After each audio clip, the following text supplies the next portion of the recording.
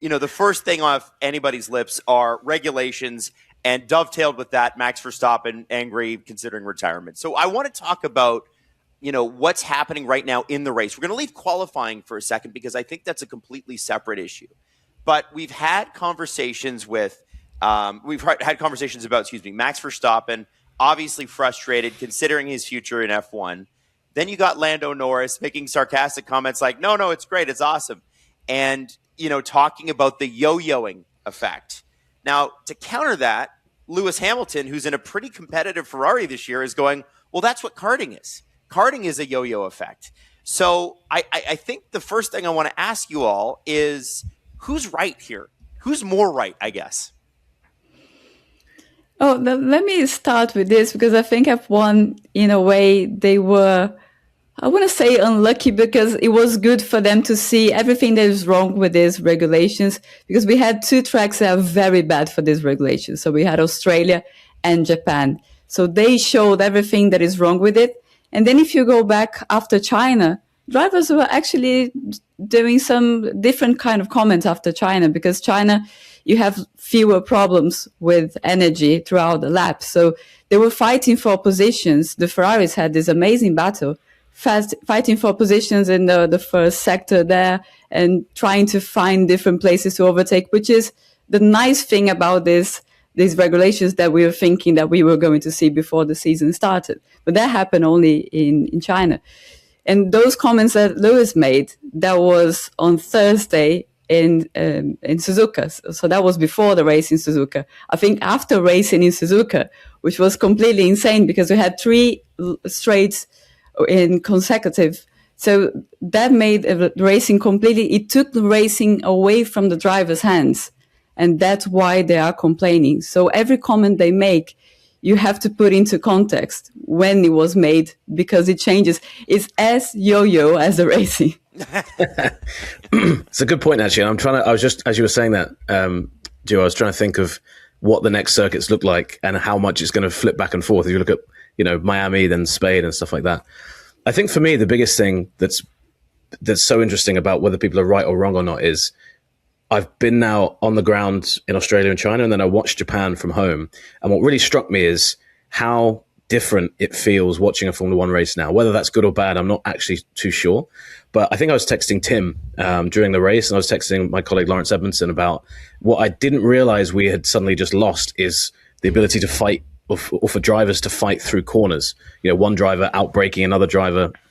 And it struck me actually in Suzuka how few, obviously we'll get to the Behrman and Colapinto incident in a moment, but how few of these wheel-to-wheel racing, what we've seen, without anybody actually coming to blows. We haven't seen carbon fiber going everywhere. We haven't seen 2 drivers banging wheels. We haven't seen one driver passing somebody else and overcooking it into a corner. And that's because fundamentally, as Julianne says, a lot of the racing has been taken out of the driver's hands somewhat. So I think there is, it's a weird fence-sitting moment, but there's a bit of truth to both. It is like karting, but it's so unlike the Formula One that we were used to seeing before that I actually can understand why it's been such a difficult thing for people to process. And for me, I think that's the bit of it that's lacking. The more of these overtakes I see in this back and forth racing, the less entertained I am by them, because I feel like once you've seen them happen once or twice, you're like, okay, I kind of get that one of you is going to overtake again. I know that the other one is just kind of using the corner to set up for the next straight.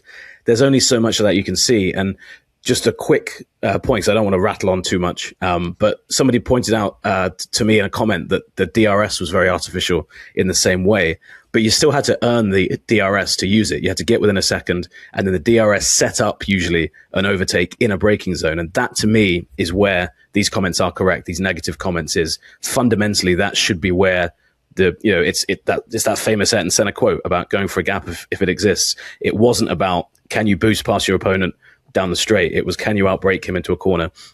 And I think fundamentally that's what has kind of been lost with these regs. So that's a shame. But I think the go-karting thing Lewis says is true. If you go watch a go-kart race, that is also the way it is. So I think it depends on preferences, but what I would say is true is racing has changed fundamentally for people watching it from the end of last year to the start of this year.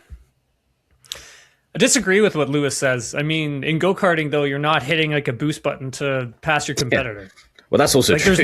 there's no energy harvesting in a go-kart. So when he said that, I was like, but when he said it, I was like, what? Like that you're not, in a go-kart, like you're relying on your skill and your talent to make sure you're not making mistakes and taking the cart to its limit and pushing the cart as much as possible. And if your competitor's doing a better job of that behind you, you get passed.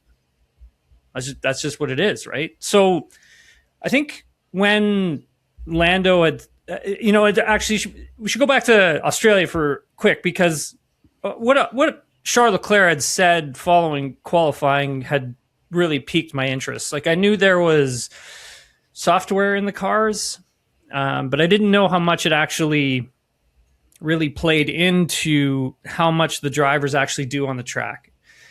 And I didn't know how much it really played into how much it did with the drivers not having control over energy deployment. And I think that's where it comes into what Lando Norris had said following the Japanese Grand Prix, where he wasn't totally in control of the amount of energy he wanted to deploy when he wanted to deploy it. And there were moments he said, like, where he didn't want to pass Lewis, but he ended up having to pass Lewis anyways because all of the energy is being distributed. So there was nothing he could do about it. And so that I thought was, that for me, I think really caught my attention, where I felt that, okay, well, the driver needs to be in control of that.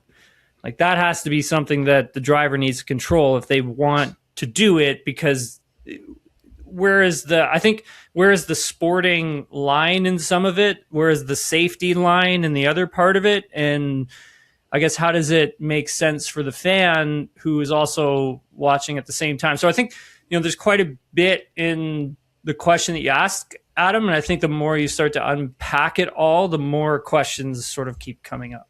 And with Lewis as well, I think one thing that's important to say about Lewis that I have noticed is, and Julianne and Tim have both hit the nail on the head, that his comments have both come after good moments in his season. I think he was so downbeat for most of last year. He was so negative about the Ferrari season. He's clearly come in a better frame of mind. I think he's actually on the opposite end of the spectrum to Max. A lot of people saying Max's negativity's been turned up because of his situation. I think Lewis is the same. He's suddenly enjoying being close to Charles Leclerc again. So I think that he's probably looked at last year. He went away and threw his phone in the bin, as he said, for half of the off season. I think he looked at it and was like, I need to be less. I need to let the bad times be less and the good times be more. So I think there's a lot of that with Lewis as well. It doesn't mean you can't take what he says seriously, but I think that you have to add that caveat to it, that this is a guy that clearly is trying to see the absolute good in everything at the moment, Ferrari-wise, F1-wise, after last season. So I think that plays into it as well, the way he's kind of portraying these regulations. And just explaining a little bit of what Tim was saying about this thing that Norris said about I overtook Lewis without wanting to and not having full control of the deployment. This happened last year as well. So last year's engine had this, that the deployment was decided by the software. But of course, it was 20% of the battery, and the battery also being regenerated by the MGU age. We miss MGU age much more than we could ever think. We barely knew what MGU age was doing, but we do miss it a lot. But that happened before. But the thing is, it didn't impact on racing. What is happening now? So what happened with Norris? I hope nobody sleeps while I'm trying to explain this. But it's actually a safety trigger that those engines have. When they were doing the simulations, they realized that the engine was going to, the energy from the engine was going to be zero by the half of the straight, right? So they needed to find a system to avoid this. And this is the system that avoids this. You get to a certain corner, so it was 130R in Suzuka, when you have a lot of straights in succession like you had there. And in this corner, if the throttle goes below 98%, and then the engine system resets itself, and that's what was happening. So it's not supposed to be like that, because the throttle should be close to 100 there. What he was doing, he had to lift a little bit because he was using the boost before. So after spoon, the best way to overtake a Ferrari would be using the boost after spun. So after spun, he would use the boost, and then he would get to 130R really fast.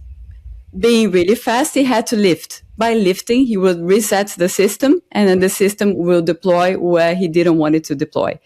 It all started as a safety issue, as a safety trigger, and then now it becomes an issue because there are two worlds. I think what's happened is that there are two worlds colliding here. The engineers, who are like, oh, we had these clever ideas for this engine, and this software is going to be amazing, and drivers in the real world going like, how can we race? Because the engine is so thirsty for energy. It is always running on 100%. So when that's the key problem. When the driver is trying to do something different, so when the driver is trying to drive and trying to make a difference, the system is going, no, I need this energy for me. So you have a boost and everything, but every time you use it, you pay for it. And that is the problem. The engine it's too much on the limit. Let me ask you guys a stupid question, because you guys know this so much better than I do. There are no stupid questions, Adam. There are many stupid questions when you're on a panel of experts like this one. Is that what happened? What you just described there, Juliana and Tim, is that what happened with Franco Colapinto and Oliver Bearman? I mean, obviously, we all saw the onboard cam, and so is that something completely different? It's a different problem. There are so many problems. Yeah, it's a different problem. Yeah. So you have the software. So this is a trigger. What I mentioned is the trigger that all engines are going to have, so they don't go to zero on the straight. What happened there is that you had different engines with different configurations. So in that corner, the Mercedes engine would be recovering energy, and the Ferrari engine would be deploying. So there would be 20 kph. I don't know in miles per hour how many. I think it was 50 in total, 50 miles per hour. An hour. It was 50 miles an hour. And listen, we're all kph people here anyway, so we can forget the mph. I believe. So it would be 20. Yeah, it would be 20 in any given lap, because the software's that's how the Mercedes software is calculating as the best lap, and the Ferrari software calculating something different. By knowing that there would be this gap, then Bearman pressed the boost button. With the boost button, it went to 50 kph. So it's a separate problem. Okay. And Colapinto is running out of energy, right? Colapinto's like starting to harvest. He's like a rock, right? Yeah. And he's like flat to the floor. So his right foot the is flat system to the is floor. saying I need energy now. Yeah. Yeah, Wow. Which is mad, and two brilliant explanations there, genuinely. But how mad is it that is two separate explanations of two separate issues with the racing that has just kind of been magicked up overnight, almost not overnight, because I know these regulations, were the work of a long time. But in terms of for fans and media talking about them and drivers talking about them, they've gone from nothing in Abu Dhabi to this, and that's just two of, I would say, 5 or 6 that are currently kind of being talked about, and they're all as complicated as that. And actually, Julianne, I wish you'd taught me at school a bit of science, because I understood all that, and I never understood any of the technical stuff at school. So, yeah, that's what I'm here for. Yeah, it was great. And doing it in a different language, Juliana, like that's amazing. I can't do that in English. I can't do that. Exactly. But I think just to piggyback off of what Julianne was saying. So, and this is something that we had heard about in Bahrain during testing. I think all three of us were at Andrea Stella's media availability during testing, where he had acknowledged the fact that the closing rate of speed was an issue that needed to be tackled, but it wasn't. And so that was something that they were trying to, let the FIA and, Formula One know about, so that they knew that this was happening, and it was an issue. It was one of 3 issues that Stella had actually voiced to us on the record, and we've seen it a couple times. Maybe not the hardcore fan doesn't see it, but I saw it immediately. I think it was either free practice 1 or free practice 2 in Australia, start finish straightaway, Hamilton and Colapinto. And again, those were two that was two separate things. That was, Colapinto basically slowing dramatically on the start-finish straight. Lewis is actually deploying at that moment, and that closing rate of speed, catching him out just a little bit. And then there was another one as well. Plus, Oscar Piastri made mention of one that he had with Nico Hülkenberg during practice during the Japanese Grand Prix, where Hülkenberg was approaching him at like 3 times the speed, and Piastri was still like flat out, like his right foot was flat to the floor. So, obviously, like, since we got into the weeds, which is good because people have been asking us to do this, Adam, which is great because we have 2 other experts on the panel here who can shed some light on it as well. But I mean, this is a bigger conversation when it comes to the power unit, the regulation. How does it work? What are the type of solutions that they can come to without making bigger problems for themselves later on down this line? Because you now have what we have. This is what we have, and it's kind of like, okay, well, how do you balance it so you're not making a change here but affecting something here? And that's going to be the concern as well, because these cars were designed for this exact split, as flawed as it is. So you just have there's no real time understanding or knowledge of what that's going to do. And I think that's the bit, and I'm sure, I know we're going to talk about this as well, but that's the bit that I can't get my head around is it's, I don't know if you guys have the same thing in Canada, but you call it like the whack-a-mole game where you hit one and then another head pops up, and it feels like we're about to enter that, where it's like, if we're not careful with Formula One, we get a point where everyone says after 3 races, quite rightly, these things need to change. But then in 6 races time, we're like, well, hang on, we did all this and we didn't know this was going to happen, or we didn't know these cars now respond this way. So it feels like a real minefield. But yeah, and the thing on Piastri as well, we're talking about a handful of cases. I think there's a lot of drivers who have said, I've had near misses that weren't on TV as well, which is really terrifying. So I think this has been happening a lot more than we realize. The Behrman Colapinto thing has just kind of forced it to the front. So anyone thinking that it's just one issue that everyone's overreacting to, I think this has been going on, as Tim said, for all 3 weekends at different points.